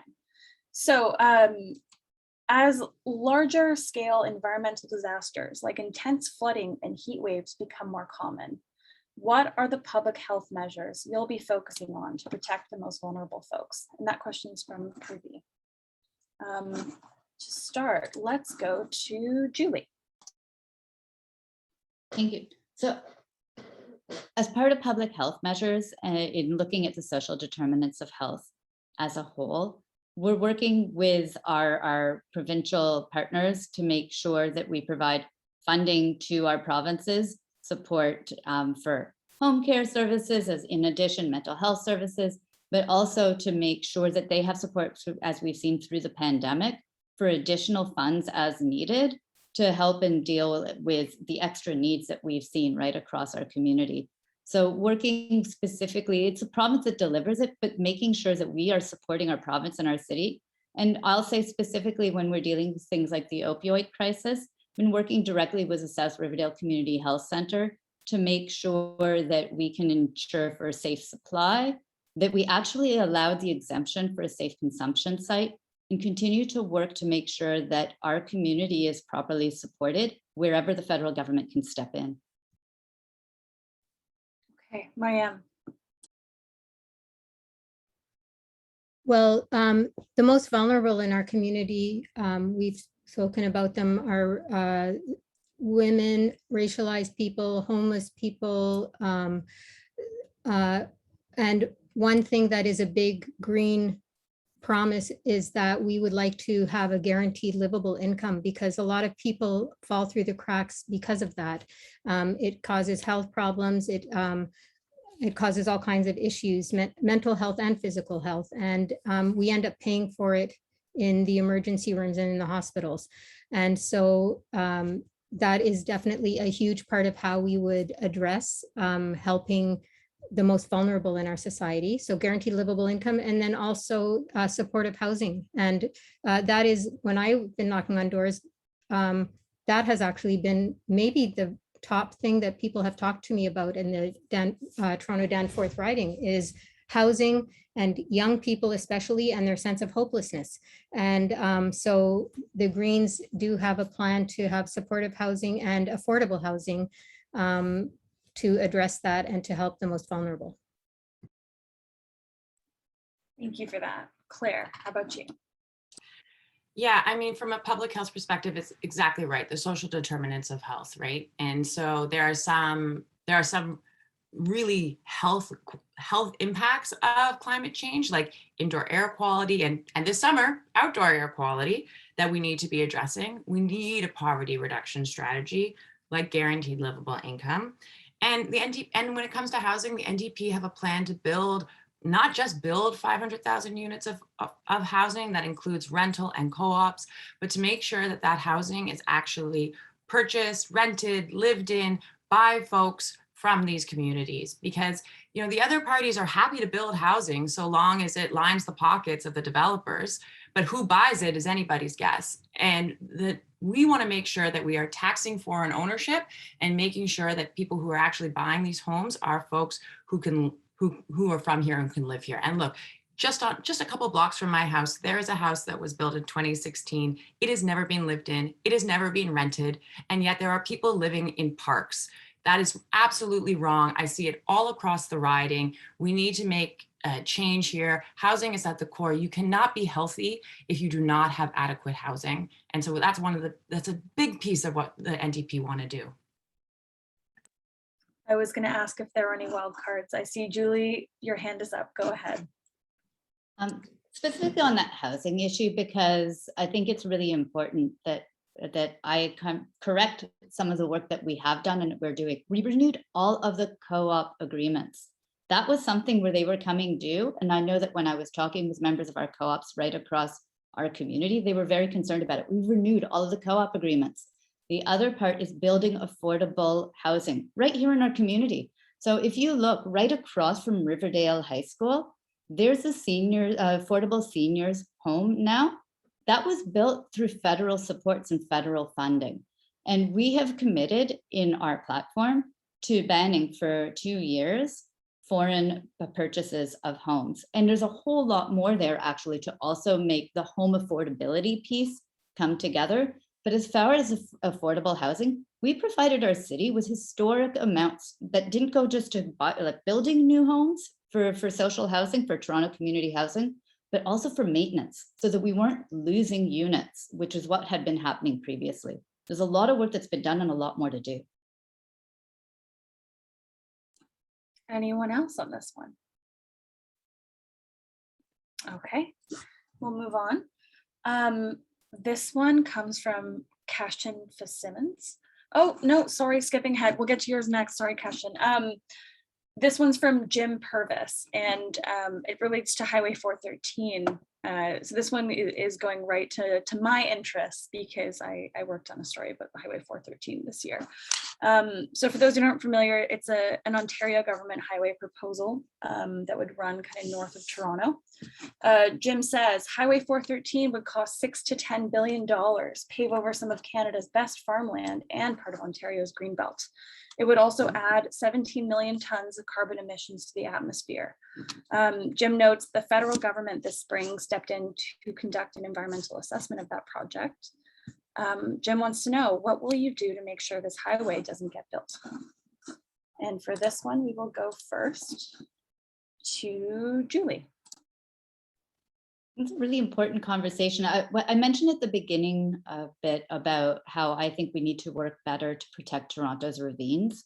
And another part of that is how do we better protect Greenbelt, which is a provincial program as far as in the Greenbelt protections, but it's really integral to our city and to our province as far as agriculture and making sure that we have secured green spaces. So I was really happy to see that a federal impact assessment was requested for the Highway 413. Really excited to see what it says. And I would be really interested in making sure that we act on whatever is there to do it, to actually support that. I'll say one more thing. We have a commitment to creating more national urban parks and working in partnership with provinces and our cities. I'd be curious about whether there's a way that we can actually incorporate more of our ravines and our greenbelt areas into some type of a national urban conserved area that we work with in partnership with provinces and cities. Thank you. For the next one, we'll go to you, Maryem. I would fight it with whatever methods I could in the federal government, even though it's a provincial issue. I would use whatever tools I could to fight it because I think it's very important for us to protect all of our green belts. And the first thing I would do would be to insist on an environmental assessment, which I'm sure if it's our green belt, it would come back with hopefully tools for us to fight letting that go through. All right, Claire. I mean, I'm with Maryem on this one. That highway needs to be fought. We shouldn't be using federal dollars to build yet another big, huge highway. We need to be using federal dollars to expand transit so that folks can get around in those areas in green ways. We need intercity transportation. We need more trains. We need electric trains, and sending a new highway through our watershed, our green spaces, our farming area, that's not acceptable, and the federal government needs to step in when it's a priority. We've seen that the federal government is willing to step in, and I believe that would be a priority. I see your hand up, Julie, and I think I know what you're about to say, so I can maybe save you from using a wild card on that one. I don't think that there's federal money involved in the Highway 413 project. Okay. Do you want to add on anything else in like 15 seconds, Claire? It doesn't stop us from fighting it. Okay, gotcha. Okay, so moving on to the next question. As promised, this is from Cashin Fitzsimmons, or Fitzsimons. How do you propose Canada ends its reliance on the oil and gas industries and extractive industries as soon as possible? And first, we will go to Maryem. Well, first of all, to continue investing and doing anything to do with oil and gas and pipelines, it will lead to our extinction. So number one, we have to do something right away. But as I said before, we would cancel all the pipelines. We would stop subsidizing oil and gas and fossil fuels, and we would invest right away in renewable energies. And we would take them as drastic a step as we possibly can to radically stop what is happening and hopefully even reverse some of the damage that's already been done. All right, Claire. Yeah, so I mean, Canada has vast opportunity for renewable energy. And so we just need to harness it. We need to stop thinking the way we've been thinking for decades and start and be bold and try new things like the Canadian Climate Bank I talked about earlier. That would pump an investment in innovation, and those ideas that will get us out of this crisis. Additionally, I think that we need to be partnering with the provinces because there's going to be different solutions depending on where you are. Solar is going to work better in some places than it is in others. Same thing with wind energy. And so we need to have local solutions. We can't have, it's not going to be a one size fits all. But that's again why we need that Canadian Climate Bank so that we can have that innovation. Okay, and I believe the last one there goes to Julie. Thank you. A lot of it goes to how do we build that infrastructure so that we are transitioning away from our reliance on fossil fuels. Now, accelerating major public transit projects is one part of it. Making sure that when we're building public transit, we're using things like switching to zero emission buses. And like I mentioned, the City of Toronto now has the largest fleet in North America due to federal supports. We need to advance in the National Active Transportation Strategy. For the first time, we have a fund specifically dedicated to that. It will build more bike lanes, wider sidewalks and pathways. The Toronto project or plan for climate change actually says that they want all of travel under 5 kilometers, or not actually 75% of travel under 5 kilometers to be by bike, walking, or wheeling. And also high frequency rail. We've made a commitment to continue to build that out. And we would actually have a procurement process by the end of 2021. All right, any wild cards? Okay, next up, and this might be our second to last question, just so folks know. This one is from Kelsey. I'd be interested in hearing about considerations for how the candidates consider disability, especially in regards to environmental policy. This includes stuff like, would any outright ban on single-use plastics consider the needs of disabled folks, like plastic straws, for example? Would the candidates promote active transportation such as bike lanes and transit while also ensuring protections and support for disabled people? For this one, the first response goes to Claire. Yeah, definitely we need to consider the needs of everyone when we're making plans, right? And so we want to have voices at the table that are bringing forward concerns and that those are being genuinely heard and worked into whatever plan is being created municipally, provincially, federally, right? And so if it's bike lanes, what does that mean for folks? When it comes to things like single-use plastics, that's also a really big issue in the healthcare sector where I work. Anyone who's gone to a doctor's office recently has seen a lot of single-use plastic, right? And the Canadian Medical Association wants leadership around this. They want to partner and they want to start coming up with plans on how that industry can reduce its use of single-use plastics, because this person asking the question is exactly right.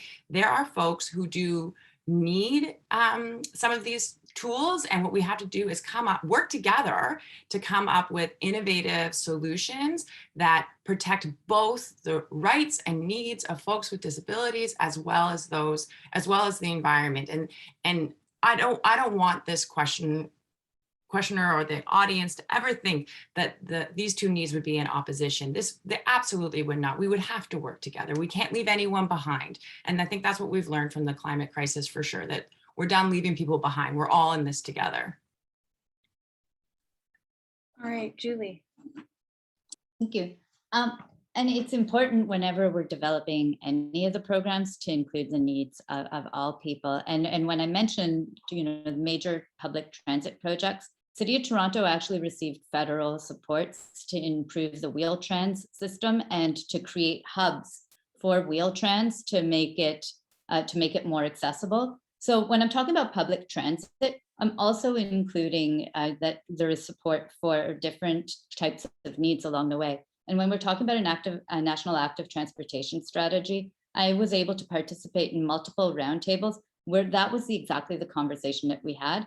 How can it meet the needs and increase accessibility along the way? And that's why I said bike, walk, or wheel. There are different ways that people might get around, but we need to consider it in all of our strategy. But beyond that, on another piece, I also would like to highlight, which is in the last parliament that just ended, we tabled a Disability Benefit Act that would actually create a guaranteed income for people with disabilities of working age. And we're committed to reintroducing that as well.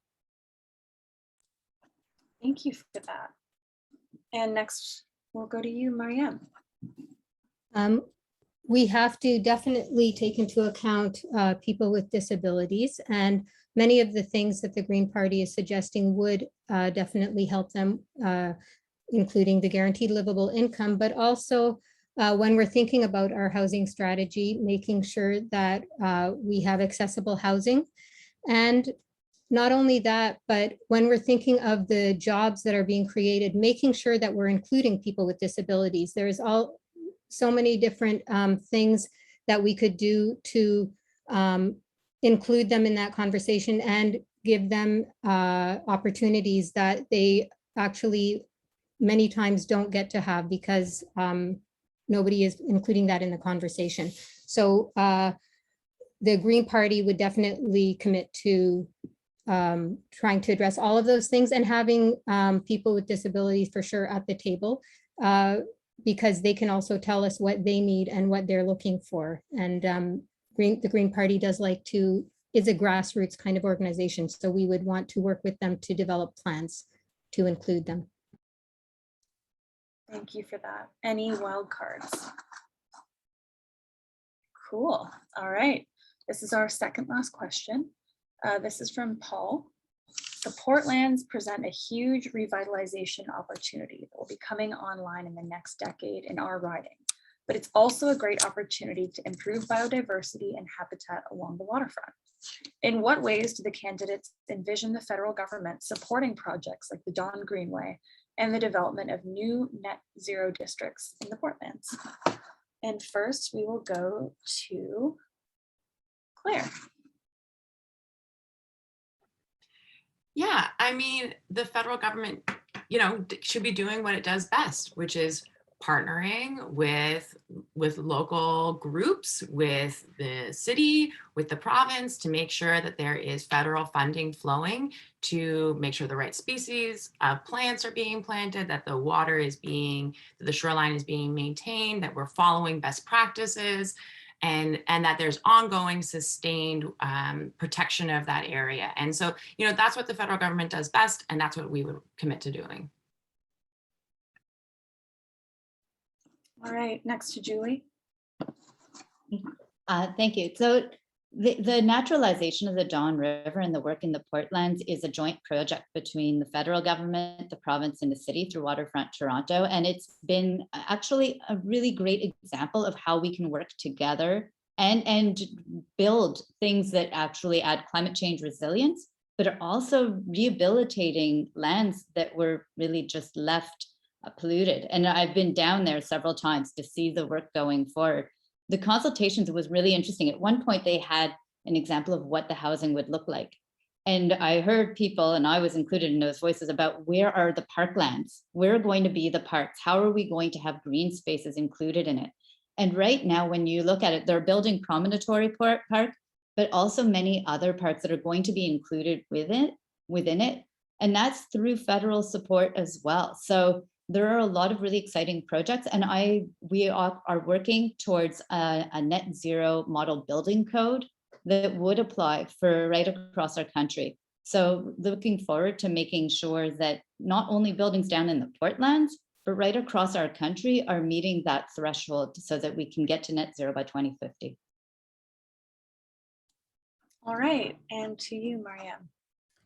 Well, the Federal Green Party would like to, and it's right in our platform, we want to initiate a national urban biodiversity regeneration strategy to expand the green space and address environmental racism, as I said, and protect urban sensitive species. And We also want to deliver a new comprehensive 10-year biodiversity strategy and action plan that has goals and measurable targets and resources to halt and reverse biodiversity loss. Any wild cards? Okay, great. Well, we're on to our last question then. And this one is about food security, which is super important. So I'm glad we could get this in there. This one's from Jane. What about food security in view of climate change and the loss of farm and farmable land? Does the federal government have any plans for the future? And for this one, we'll go to Claire again. Well, I believe the second part of the question is, does the federal government have plans? So I might leave that to my colleague, Julie, to answer about their existing plans. But yes, this food security is such an important issue. And the NDP, you know, I met someone, this reminds me, I met someone on the doorstep the other day who's from Saskatchewan and was talking about how her parents' farm, they're growing monocrops, and then they've had the hottest summer on record and their crops are all dying, and you know, they need radical support. And there's so many things wrong with that story, right? We shouldn't be having the hottest summers on record. We shouldn't be growing monocrops. And we need to be supporting our farmers because farmers feed cities, and we all know that. And so the NDP, we want to support farmers. We want to make sure that everyone has access to good food. Food is right. And that's the kind of change that we need to see. We need to address climate change so that our farms aren't drying out and we can get the food to the cities, to everyone in remote settings. And that includes the North, where quality food is so expensive. And as a result, things like diabetes are just on the rise. And so these are real issues that need a lot of work. All right, next to you, Maryem. Thank you. Well, the Green Party does have a plan for food security as well. We saw during when the pandemic first hit how much we relied on global supply chains and how that threatened all of our food security and our sovereignty. And so a green government, we want to replace a third of Canada's food imports with domestic production. And that would actually bring billions of dollars, food dollars back into our own economy. And it would also help us diversify and have rural revitalization. And we also want to improve food security in the northern communities.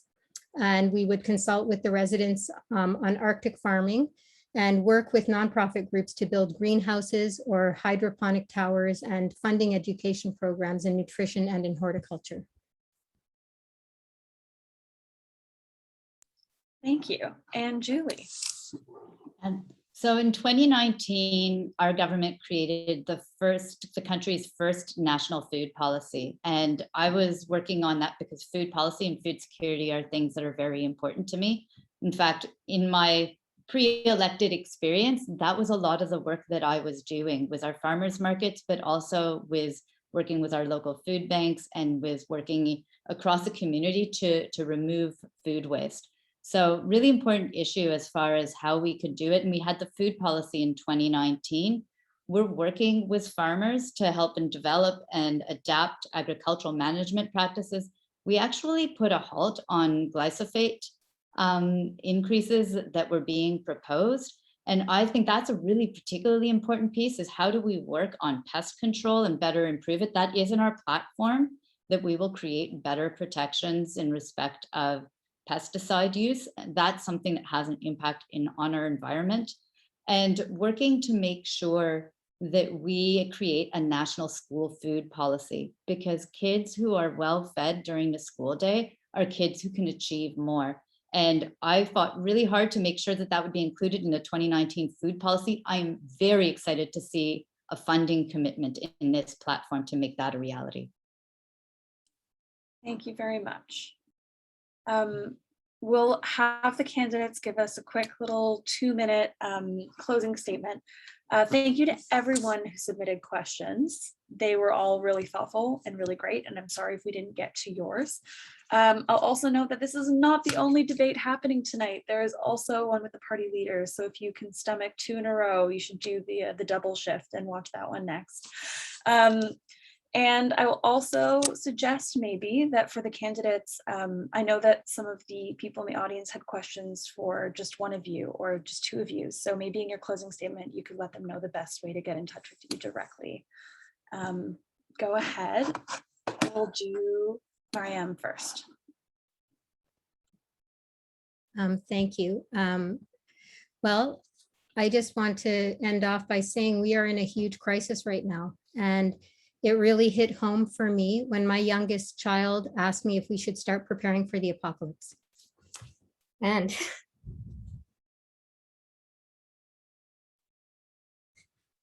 I'm sorry, just a second. I asked what they meant by that, and they said, maybe we should store some canned food and we'll live for an extra week. And so our youth is feeling hopeless and our world is being destroyed and we need to do things differently now. And I just feel like we need to elect somebody who is going to actually do something right now, what's needed to be done to protect all of us. And that's why I'm running for the Green Party, because I feel like they have a very strong mandate. And even if there's just a few Green MPs in Parliament, it will make a huge difference. Thank you, Maryem. We'll go to you next, Claire. Thank you, Maryem. Thank you for sharing that. That is, I as a mother, I can't imagine how I would respond, you know, if and when my children ask me that question. And no mother should have to answer that question. That's a tough experience, and I'm very sorry that happened to you. Thank you all for having us here tonight. Obviously, this is the single largest issue of the campaign and of our generation.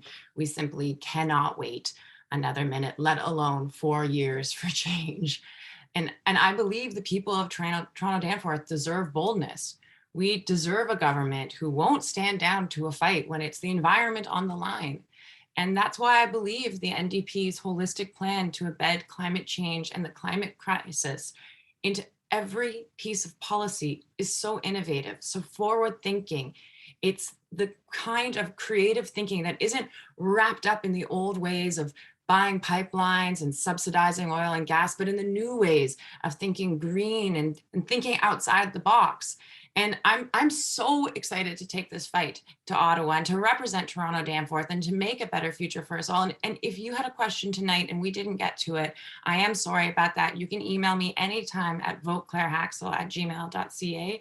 You can also DM me on Instagram or Twitter or any of the socials, and I'd be happy to answer. Thank you so much.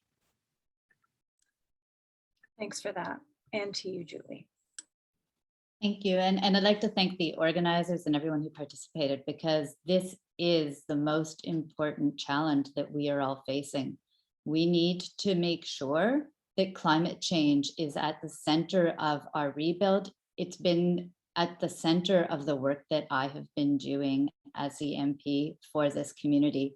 And I want to make sure that I amplify your voices, as I have when it came to single-use plastics, as I have on the Canada Environmental Protection Act, to make sure that I continue to work with our community, because we have amazing expertise and energy. And my role is to always make sure that that voice is heard and that we keep on pushing forward, as we have with putting a price on carbon pollution and doing all of the important steps to make sure that we get to net zero by 2050. I seconded an IPCC emergency debate in the first parliament that I was sitting in. It was devastating to hear what some of the members of the opposing party were saying, that, you know, as far as just not even believing that climate change was real. It is real, and we do need to face it head on. That's what we have been doing, and that is what I will continue to do. Je suis très contente à répondre à vos questions. Si vous voulez m'envoyer des cas réels, je suis contente à les répondre. I will answer your emails if you send one. You can reach me at julie@juliedabrusin.ca. And I am happy to respond to your emails and all of your questions, and happy to talk with you at the door about how we can continue to do better, because my job is to keep pushing for more.